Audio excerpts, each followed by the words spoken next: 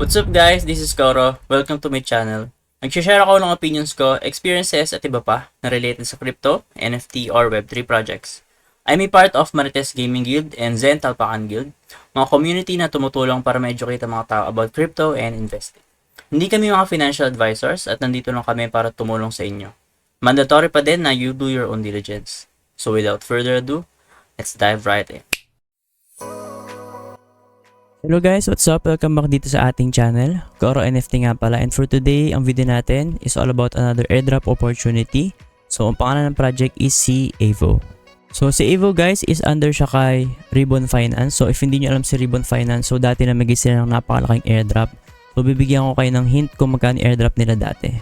So, as you can see dito sa article nito na ribbonfinance.medium, so makikita mo na ang median bonus nila or airdrop nila is 6609 Ribbon token. So, magkano yung value niyan dati nung time na nag-airdrop sila? So, guys, dati nung nag-airdrop sila, no, way back 2021 ata to or 2022 na Q1, so, umabot ng halos $4 yung kanilang token. So, yung ano na yon, yung token na yon, 6609, is multiply natin siya sa $4. So, as you can see, kung peak ka nakabenta, tapos yung sa median ka lang napunta or 6609 tokens lang yung nakuha mo, meron kang $26,000 na airdrop. Pero guys, syempre, iba-iba yung airdrop na nakuha kasi nga iba doon is mas mataas yung token na nakuha kasi mas mataas yung mga volume nila or transactions dun sa mismong Ribbon Finance. And bukod doon, syempre, iba't ibang tao is iba't ibang presyo sila nag-sell during that time. So, pwedeng iba dyan nag-sell is below $1 or above $2 or around $3 to $4 sila nakabenta. And as you can see guys, meron balita na yung token migration ni Ribbon is magmamigrate kay Avo this coming Q1 in 2024. So ito na yun, nasa Q1 2024 na tayo and siguro may mga speculation na yung snapshot kay Avo is malapit na or pwedeng tapos na rin siya. Pero since ayaw natin parampasin yung opportunity kasi hindi naman natin alam kung kailan talaga sila nag-snapshot, kung tapos na ba or hindi pa, so pwede natin i-try i-farm itong si Avo. So unang-una, paano nga ba yung gagawin mo? So yung sa link natin sa description, pupunta ka dun sa link na yon tapos mag-register ka. So upon registration, mapupunta ka dito sa mismong platform na to or sa UI. And then yung wallet mo is makikita mo na wala pa siyang balance sa una. So guys, ang una mong gagawin is magde-deposit ka ng USDC. So pwede namang Ethereum ata. Pero ako USDC yung nire-recommend kong i-deposit nyo. And as you can see guys, pag clinic natin itong deposit, meron tayong tatlong option na chain. So Ethereum, Optimism, and Arbitrum. So I suggest Optimism or Arbitrum ang itry nyo kasi si Ethereum medyo syempre mahal yung mismong gas fee dyan kapag nagta-transfer ka. Kaya Optimism mura lang and Arbitrum, ayun nga, si Optimism yung gamit ko kasi dito pinakamura. So after mo dyan magpasok or mag-deposit, so wait mo lang siya ng ilang minutes kasi hindi agad siya napupunta dito sa mismong portfolio mo or dito sa mismong assets mo dito kay Avo. So after nyan, mag-load siya and then punta ka dito sa trading. Then after nyan, maggagawa ka ng mga transactions. So I suggest na mas maraming volume and mas maraming transactions yung gawin nyo kasi guys, baka dun sila mag-base or yun yung criteria nila sa kanilang airdrop. So if hindi kayo familiar dito, sobrang dali lang naman. So pumunta ka dito, click ka dito and mamimili ka ng currency. As you can see, meron tayong Dimension USD, Blast USD, Ethereum USD. So I suggest ang gamitin nyo or ang i-trade nyo is yung hindi masyadong volatile. So siguro pwede si BTC ETH. So meron ata yan, BTC ETH. So hanapin natin, wala ETH BTC. So wala guys, siguro ETH or BTC na lang yung mismong i-trade nyo. So for example, ako kay BTC, pupunta ako dyan. And as you can see, meron akong equity or sa portfolio ko meron siya laman na 617 USDT. So after nyan is mag-open ka ng position mo. So pwede kang mag-limit. So pag limit guys, ikaw magsaset ng price.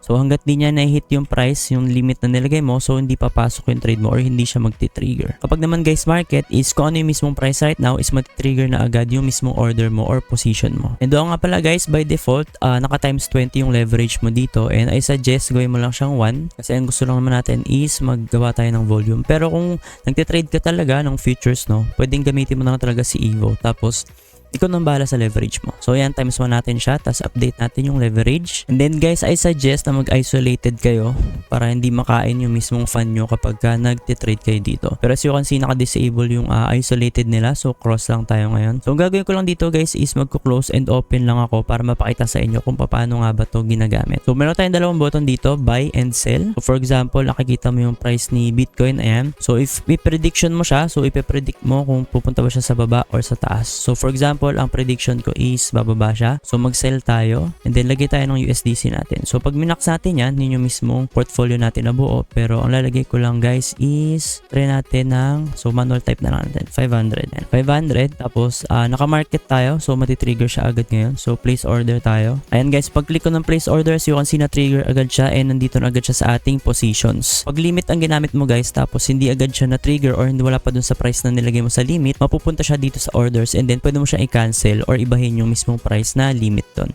And as you can see, nandito tayo sa positions, tapos may isa tayong position. Pwede mo siyang i-close. Kapag close ko siya, meron akong PNL or talo na $0.48.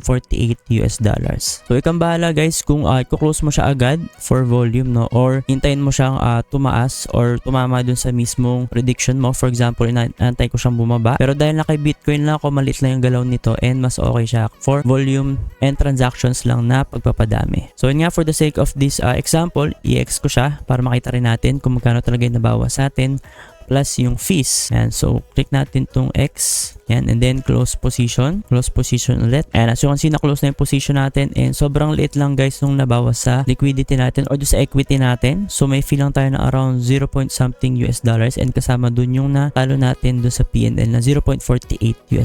So paulit-ulit nyo lang gawin yun guys para madagdagan yung volume and transactions nyo. So kayo nang bahala kung paano diskarte nyo dyan, kung magko-close open lang kayo or gagamitin nyo talaga siya pang trade. So next na gagawin natin or suggestion ko is punta kayo dito sa portfolio. Tapos pagpunta nyo dyan guys, meron ka makikita dito na AEUSD or AVO USD. So hindi naman to parang requirement pero optional lang siya kasi baka maging criteria rin nila na may hold kang AVO USD. So ang gagawin natin dyan, click natin yung earn. So meron akong equity dito sa mismong loob ng AVO. So ito yan, 615. Pero pag external guys, ito yung nasa mismong MetaMask wallet mo. So pwede kang gumamit nun.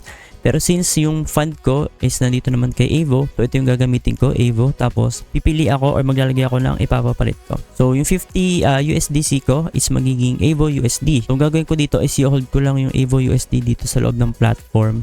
Tapos hayaan ko lang siya dyan hanggat wala pang airdrop. So naka-USDC naman siya, so stable lang. So yung price niya is 1:1. So kahit ano mangyari guys, nasa loob lang siya ng AVO and hindi gagalaw yung price niya and walang mawawala sa inyo. Pero yun nga, kung wala kang masyadong liquidity and hindi mo to kayang gawin, okay lang naman, no? Pero ako guys, nag-alat talaga ako ng fund dito para kay AVO. So parang in-stake ko siya na walang tubo kasi i-hold ko lang yung mismong AVO USD. So click natin yung deposit. And so kasi magsasign lang tayo. Walang gas fee dito guys kasi nga mag-ano lang tayo dito. Nasa loob na tayo ng AVO. And after nun guys, as you can see, nadagdagan na yung value ng AVO USDC ko dito or AVO USD. So meron akong 50 tapos yung USDC ko sa loob nitong AVO is nabawasan. So from 615 naging 565 na lang siya. Pero kaya yung equity ko dito naging 615 pa rin is pinag-add niya itong dalawang ito. So yun lang guys para kay AVO and I suggest na mag-follow kayo dito sa kanilang Twitter, no. So lilive ko na lang din sa ating description para may mga announcement sila, balitaan nyo siya. And of course guys, if nagustuhan nyo yung ganitong video, mag-leave kayo ng like, mag-comment, tapos syempre mag-subscribe na rin kayo. And if ever may mga questions kayo, clarifications, or may mga gusto kayong mga project kayong gustong i-review ko like P2E or kahit mga airdrop, no, mag-comment lang kayo sa ating comment section. If ever gusto nyo man lang akong kontakin via PM, pwede nyo akong i-reach out via TikTok or Facebook. Yun lang guys and see you sa ating next video.